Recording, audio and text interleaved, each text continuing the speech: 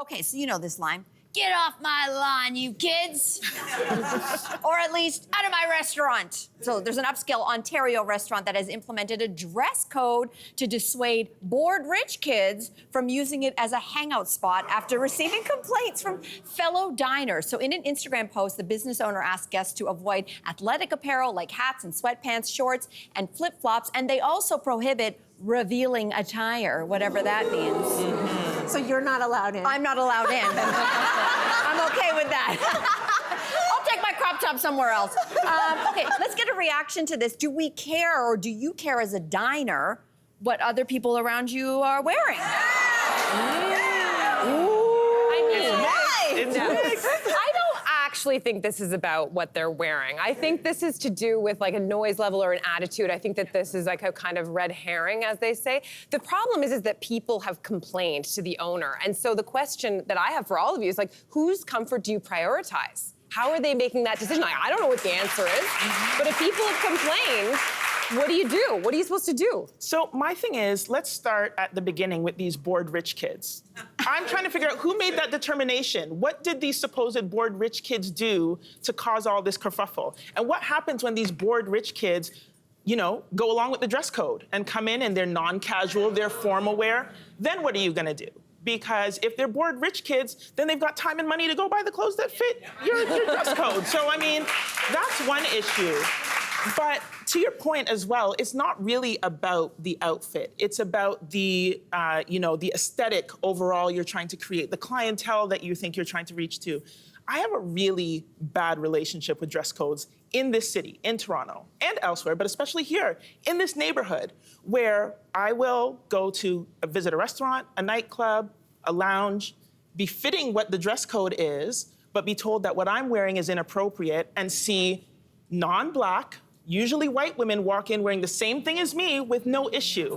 Or places that say no athletic wear, so, you know, I might be with a young gentleman friend who has on some fancy Jordans, and he's like, oh man, I can't get in. And you see somebody with some scuffed up Air Force Ones get in with no issue. So I always have like this this thing that goes down my back when I think about dress codes because they're so arbitrary. What does revealing attire mean? I'd like to know the answer to that. And what does that mean? I really would. What does that mean on different bodies, right? Because a different body might reveal more in the same dress. So who has the power to make that call to say, well, you're inappropriate, but you're wearing the exact same thing, but you're slimmer, so you can come in?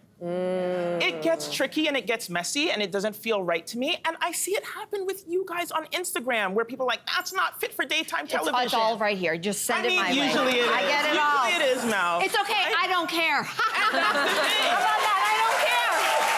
As you shouldn't, right?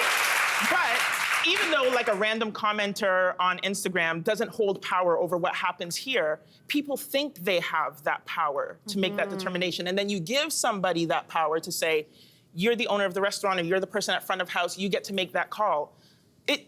If you're in a good mood, it works. If you're in a bad mood, it doesn't. And if you don't like the way a certain person looks, then they don't get to come in and enjoy their evening. So I don't like it. I love what you're saying there about like how also who gets to determine like that athletic attire isn't fancy. You know, athleisure is a whole thing now, a whole industry, a very profitable industry.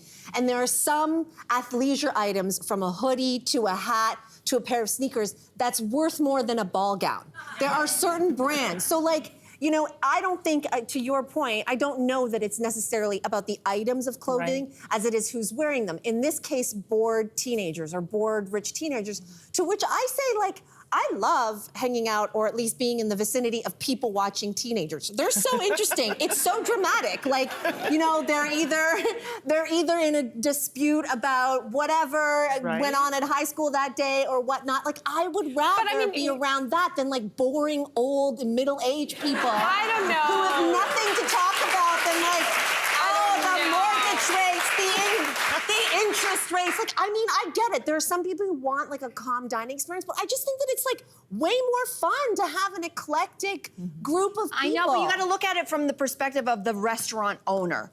I'm not going to make any. I don't know who the owner is, but they are clearly trying to create a certain kind of atmosphere. And I don't think it's about the clothes as much as it is. This is not a club, okay, kids? I think that's what the owner is trying to say. I have a feeling. The place, if you look at it on Instagram, it is fine dining. But I have a feeling that for a certain crowd, they come in there, and you know how it is. I used to go to a place very similar to this in the same neighborhood that this place used to be in, and I used to probably want to be one of the girls who was wearing too revealing things and coming in, but it was a vibe, and that's where you go to be seen. But there were also families sitting next to us having dinner as well. So if you're the business owner, that's who I'm thinking here. It's like they want to have and create a certain atmosphere and have an, in their words, elevated clientele. I don't think they care if you're driving daddy's Mercedes and you're dressed in off-white. I don't think they care. I think they're trying to cater to the families or whoever they're trying to cater to and not have it turn into a club, as Melissa was looking for back in the day. That's what I think is going on. But that's the thing, like, where do youth go? Where do young kids go now, right? That's the other thing to think about, too, is where are the spaces for young people to just do Go their back to young the movie people things? theater and invest in movies, because they need that. And support SAG, exactly. It's a full circle moment. Hey there, what did you think? Drop your comments below and join the conversation. And don't forget to like and subscribe so you can find more on everything from food and fashion to pop culture and current events. See you soon.